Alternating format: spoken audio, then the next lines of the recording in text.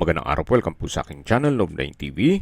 Patalasasan po, meron po ba kayong mga properties na napapabayaan or non-performing assets?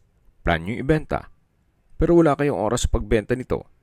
Kung ito'y pagkakatiwala nyo po sa amin, tawag lang po kayo sa aking numero, usap po tayo, gawin ko po ng video for free. Yes, libre po, wala po kayong babayaran. Tutulungan pa namin kayong mabenta ang inyong property. Kami na po bala sa marketing, sa boosting or paid ads. Even sa tripping, hindi na po kayo mapapagod sa pag-entertain ng mga buyers. Kami na po bala sa lahat. Tawag lang po kayo.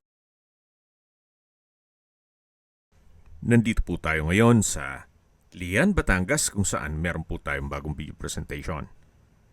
Isang residential farm property na may lot area na 5,000 square meters or kalahating hektarya po ito.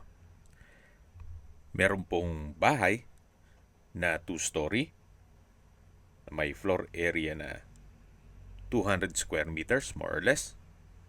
Then meron din pong gazebo na 100 square meters ang floor area. Ito pong property ay nasa mataas na lugar. Ang estimated elevation above sea level ay 332 feet. Kaya meron po itong overlooking view o ocean view. At dito po sa paligid ay meron pong mga fruit-bearing trees gaya ng langka, bayabas, makopa, nyog, saging, sampalok, at may ilang tanim din po ng singkamas. May access na rin po dito ng tubig, kuryente at internet provider dito sa area. Gawa ng marami na rin pong mga kabahayan at ito po'y along Barangay Road. Kaya accessible din po ito ng public transportation.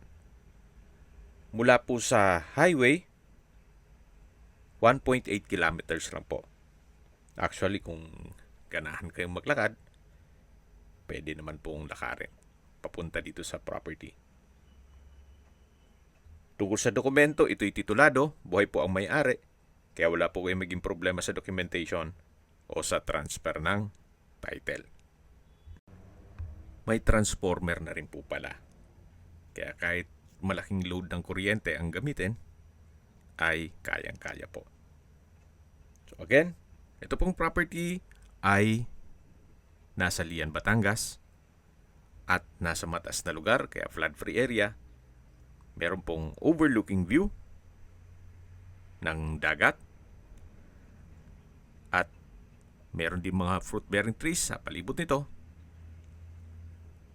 Ito pong napwestuhan ng bahay ay ito po yung pinakamataas na area ng property. Yan po yung tinutukoy ko na 2-story house na livable naman po. May floor area na 200 square meters more or less. Then meron din pong gazebo. Kung hanap nyo po isang napakatahimik na lugar na walang gaanong kapitbahay at meron pang overlooking view, well, ito na po yung hinahanap nyo. At binebenta po ito ni owner sa murang halaga. Mamaya po sa dulong parte ng video, pag-usapan natin ang distance, location at travel time pati presyo nito.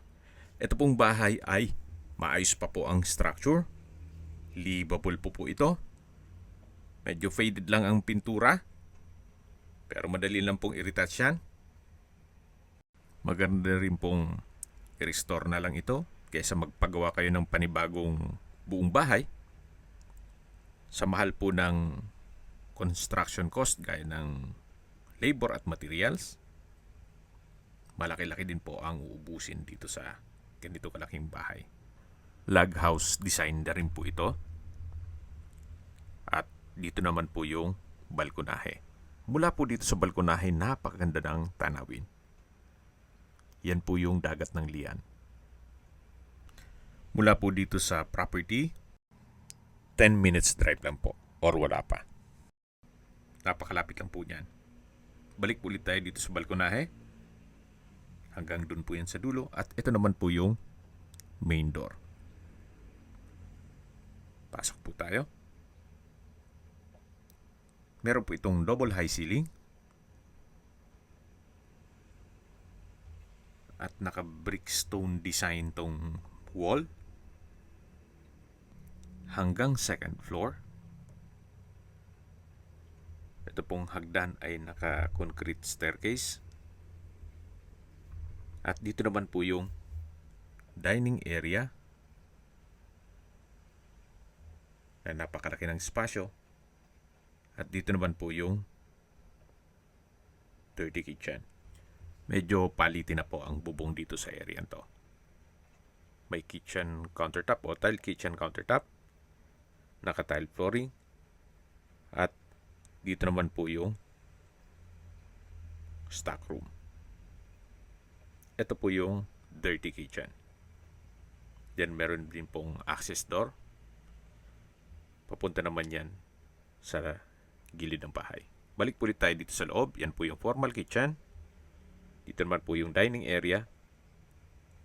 At doon naman po yung living area. Ito naman po yung parang secret door na papunta naman sa common toilet and bath.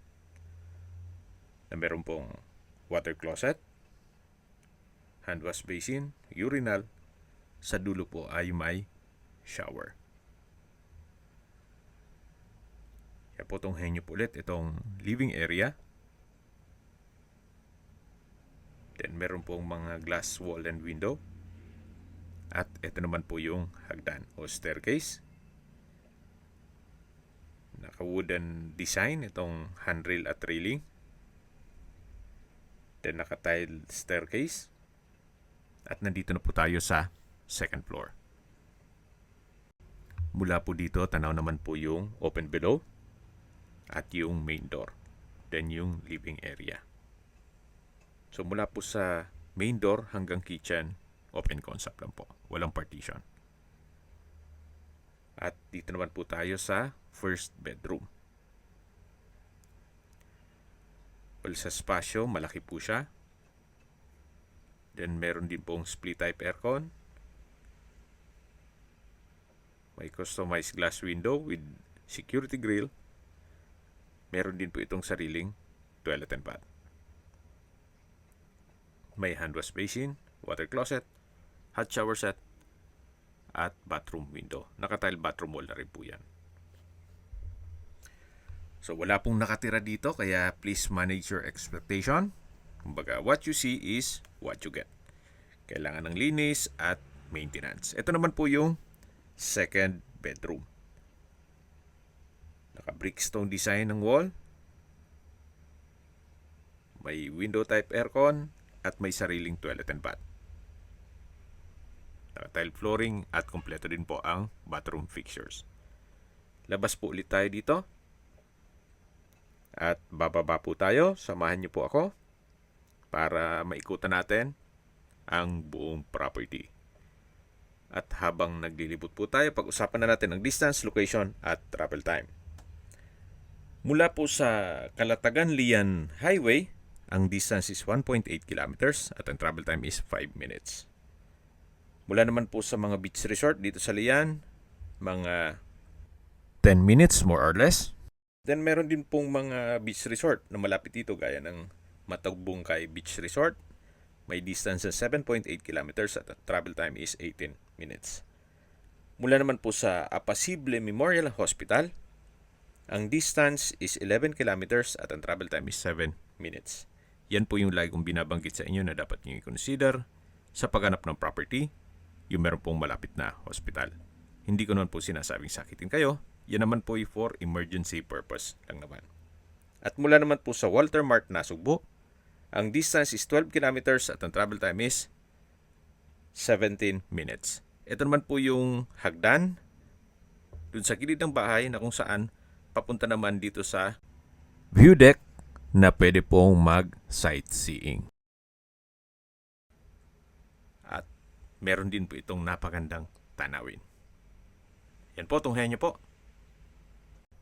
Okay, sa presyo na po tayo. Binebenta po ito ni owner sa halagang 13.8 million pesos net. Ibig pong sabihin, si buyer na po ang sasagot sa lahat ng taxes at expenses with regard to documentation. Fair deal na rin po.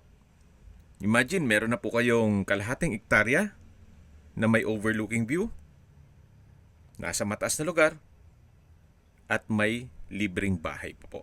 Although, hindi naman ganun kabago, pero livable pa naman. Yun nga lang, magpaparepair kayo. At syempre, kung maayos naman po yan, hindi naman pepresyo ng ganun kamura itong property na to. Ang kagandahan pa po dito, ito po'y titulado. Kung may mga katanungan po kayo, tawag lang po kayo sa aking numero. At sa mga kababayan naman natin nasa ibang bansa, meron po akong WhatsApp, Viber at Telegram. Same number lang po, 0917-316-3399. Sa mga nagtatanong naman po ng aming Facebook, meron po aming Facebook page na Nov9TV at Facebook Real Video. Meron din pong TikTok at Instagram. May ibang YouTube channel po kami, the Nov9TV channel, Nov9TV Listings, Nov9TV On The Spot, Nov9TV Updates, at Nov9TV House Rental. Sana po naibigyan nyo ang video presentation. Paki-like and subscribe na lang po sa aking channel para ma-update din po kayo sa aking future listings. Kung sakali po hanap nyo yung mas malaking sukat ng lupa, meron din po kami ibang listings na pwede nyong pagpilian. Huwag po kayong mag-atubiling tumawag sa amin. Then, let us know your budget para malaman namin kung anong property pwede naming ilog sa inyo. Sa lahat pong viewers, subscriber at nagtiwala po sa amin, salamat po sa suporta. Ingat po kayo lagi at yung pamilya. Maraming salamat po.